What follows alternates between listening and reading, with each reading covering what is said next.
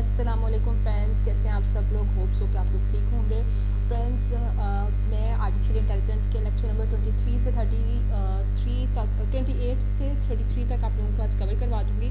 I know मैंने कहा था कि मैं जूम मीटिंग करूँगी, बट आई थिंक स्टूडेंट्स जो हैं वो इसके लिए रेडी नहीं है, बिकॉज टाइमिंग का इशू हो रहा है। कोई किस टाइम कहाँ होता है, कोई किस टाइम कहाँ होता है, तो टाइमिंग का मुझे इशू हो रहा था, इसलिए जो है ना मुझे यही लेक्चर्स जो है वो रिकॉर्ड करना पड़ा। बट डोंट वरी, मैं जो है आप लोगों को आज ये लेक्चर्स कंप्लीट करवा दूँगी, और मेरी पूरी कोशिश यही रहती है कि मैं आप लोगों को जल्द से जल्द इसको क्लियर करवा के 501 या 506 जैसी रूखी सी बुक को शुरू करूँ, ताकि आप लोग उसको भी कुछ कर सकें। जो भी मेरे पास ट्यूशन वाले स्टूडेंट थे उनके तो सब क्लियर हो गया, इंक्लूडिंग मी। हम लोगों ने जो है वो सारी बुक्स को क्लियर कर लिया। अब हम लोग फ्री हैं, ऐसा कोई वर्क नहीं है हमारा, सिर्फ इन्हीं को रिवाइज़ करना है। चलें स्टार्ट करते हैं। आज की वीडियो अगर थोड़ी लंबी हो जाए तो प्लीज़ माइंड मत कीजिएगा, बिकॉज मैं जो है इतने सारे लेक्चर्स जो है वो कवर करा रही हूँ, और ये बहुत इंपॉर्टेंट टॉपिक है। वर्ड टू वर्ड मैं आप लोगों को करवा देती हूँ। अच्छा देखिए, यहाँ लिखा है कि वो कह रहे हैं कि हम जिस दुनिया में रहते हैं ना, वो बहुत ही अजीब सी दुनिया है। हम लोग बात करते हैं मे बी, शायद चीज़ें होंगी या नहीं होंगी, लेकिन हम जो है ये नहीं बताते कि बाकी चीज़ें होंगी कि नहीं होंगी।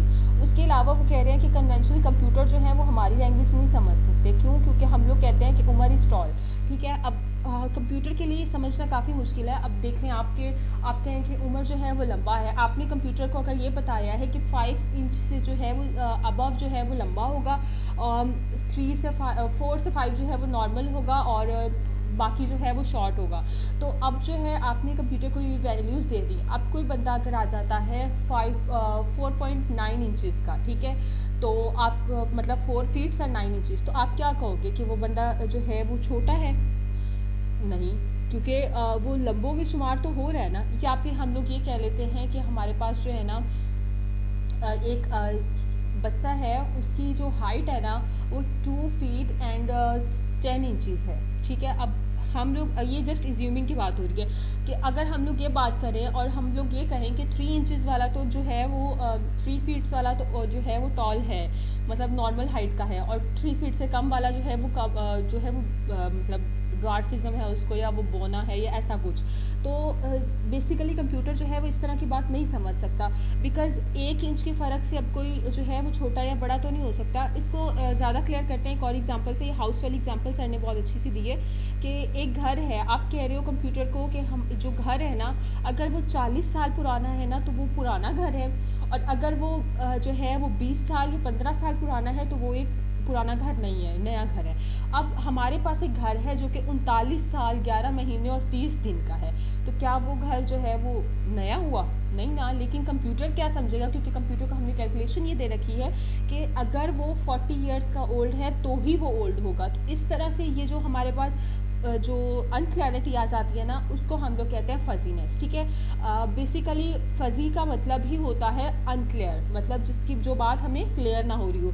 इसी तरह से हम लोग जो है एक दूसरे से इन्हीं टर्मिनोलॉजीज़ में बात करते हैं। हम लोग तो अपनी बात समझ जाते हैं, लेकिन कंप्यूटर हमारी बात नहीं समझ सकता। ठीक है, अच्छा जी, क्लासिकल सेट क्या होते हैं? ये एक कंटेनर होता है जो कि कम्प्लीटली इंक्लूड होता है या कम्प्लीटली एक्सक्लूड होता है किसी भी एलिमेंट से। ठीक है, मतलब या तो कोई चीज़ पूरी की पूरी अंदर आएगी या पूरी की पूरी नहीं आएगी। इसको हम क्लासिकली मेयरली कहते हैं, क्योंकि ये जो है हमारी इर्द गिर्द जो है बहुत सारा चीज़ों को जो है वो इंक्लूड करता है। अब ये ले लें कि अरिस्टोटल जो था उसने जो है वो लॉ ऑफ एक्सक्लूडेड मिडल का लेके आया था, जो ये स्टेट करता था कि कोई भी एलिमेंट x जो है वो या तो सेट ए में होगा या सेट नॉट ए में होगा। ठीक है, वो दोनों में नहीं हो सकता। अब जैसा कि जो है हमें एक एग्जांपल दी है डेज़ ऑफ वीक की, कि हमारे पास जो है डेज़ ऑफ वीक है 7 संडे तक। ठीक है, जो कि एक सेट से जो है वो बिलोंग करते हैं। तो हम लोग अगर कहें मंकीज़, कंप्यूटर्स, फिश, तो ये सब तो डेज़ ऑफ वीक का पार्ट नहीं है ना, तो ये टोटली क्या है, इससे एक्सक्लूड हो रहे हैं। इट विल बी असर्टेड, इसको हम लोग जो है अपना डेज़ ऑफ वीक्स का हिस्सा नहीं बनाएंगे। ठीक है, ये हो गया हमारे पास statement according to the Aristotle. अच्छा, फजी सेट्स क्या होते हैं? क्लासिकल सेट्स की जगह, मतलब क्लासिकल सेट हमने कहा या तो वो पूरे के पूरे शामिल होंगे या वो पूरे के पूरे शामिल नहीं होंगे। लेकिन फजी सेट्स क्या होते हैं कि फजी सेट्स जो हैं हो भी सकते हैं और नहीं भी हो सकते। वही बात अनक्लैरिटी में बी परहैप्स। ठीक है, यही यूज़ होगा। अब उन्होंने कहा कि एक एग्जांपल है वीकेंड की। क्लासिकल सेट कहता है स्ट्रिक्टली कि सिर्फ सैटरडे और संडे जो है वो पार्ट है हमारे वीकेंड का, लेकिन ज़्यादातर हमारी दुनिया इस बात पे एग्री करती है कि ये वीकेंड जो है कहीं कहीं पर फ्राइडे भी हो जाता है। और हम अगर देखा जाए तो फ्राइडे जो है वो हमारे लिए ज़्यादा एक्साइटेड वीकेंड होता है, बिकॉज सैटरडे संडे को तो हमें पता है कि हमें कल वापस से वर्किंग रूटीन स्टार्ट करनी है, तो वो इतना एक्साइटेड नहीं होता, बट जो फ्राइडे होता है वो फुल ऑफ एक्साइटमेंट होता है, ठीक है।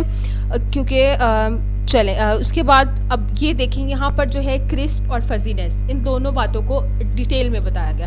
पहले तो सर ने एक बहुत अच्छी सी एग्जांपल दे रखी है। देखिए हमारे पास क्रिस्प जो है ना वो बेसिकली क्या होता है, क्रिस्प हम लोग कहते हैं या टोटली इंक्लूड या टोटली एक्सक्लूड, मतलब क्रिस्प यहाँ पर रिप्रेजेंट कर रहा है क्लासिकल सेट्स को, जबकि फजीनेस जो है हो भी सकता है नहीं भी हो सकता। यहाँ पर डेज ऑफ वीक्स ले लेते हैं, ठीक है। Days of weekend to valued membership, अगर हमारे पास जो है फजी क्रिस्प की बात करें तो क्रिस्प में क्या है एग्जैक्ट उन्होंने बता दिया कि संडे और सैटरडे जो हैं ये दोनों वीकेंड्स हैं, ठीक है। लेकिन यहाँ अगर हम लोग क्रिस्प फजीनेस की बात करें तो फजीनेस में हमें क्या बताया गया है कि जो है कुछ इलाकों में यहाँ से वीकेंड स्टार्ट हो रहा है, कुछ में यहाँ से, तो इनमें से कोई भी हो सकता है, ठीक है। उसके बाद इसी तरह सीजन्स हैं। अच्छा, सीजन्स की बड़ी आपको समझ आ जाएगी कि देखें अब हमने कहा कि 15 जुलाई से जो है ना वो स्प्रिंग स्टार्ट हो रहा है, अज्यूम कर लें, ठीक है। स्प्रिंग स्टार्ट हो रहा है और 10 अक्टूबर से जो है वो हमारे पास विंटर स्टार्ट हो रहा है। अब ऐसा तो नहीं है ना कि आप लोग जो है 9 अक्टूबर की रात को सोएंगे, चाहे गर्मी है चाहे बहुत बुरा मौसम है, मतलब हब्स है इतनी ज़्यादा या जैसा भी है, आप लोग कहेंगे कि हम 10 अक्टूबर को उठे हैं तो आज तो ठंडी हो गई है शुरू। ऐसा नहीं होता।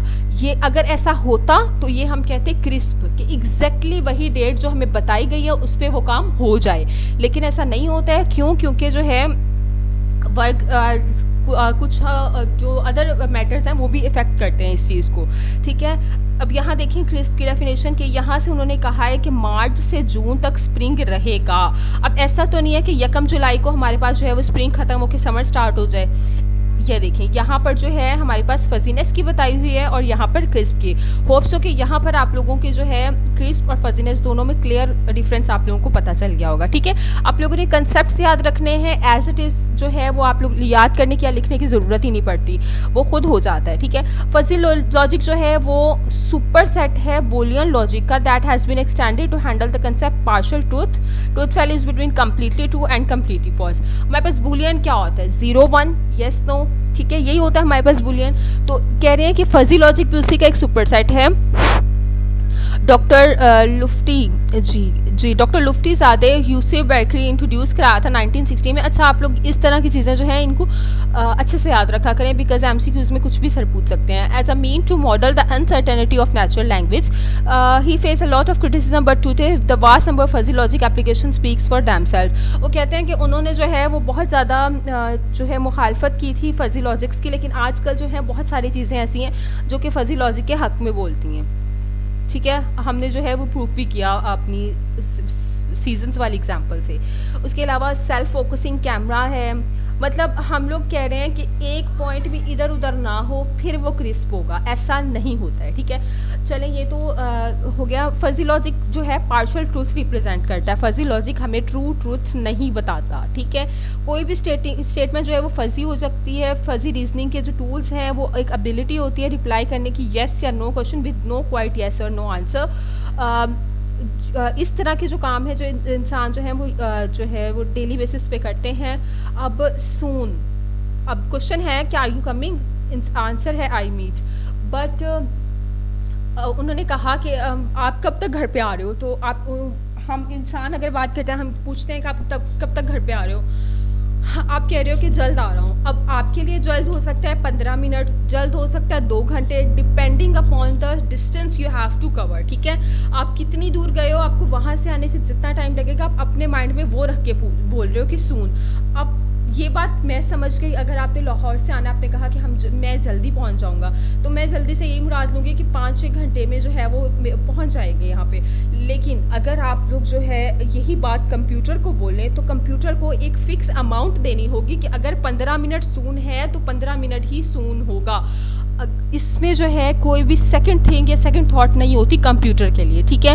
ये वर्क कैसे करता है? रीजनिंग जो है फजी लॉजिक में एक matter of generalizing the familiar है, येस और नो।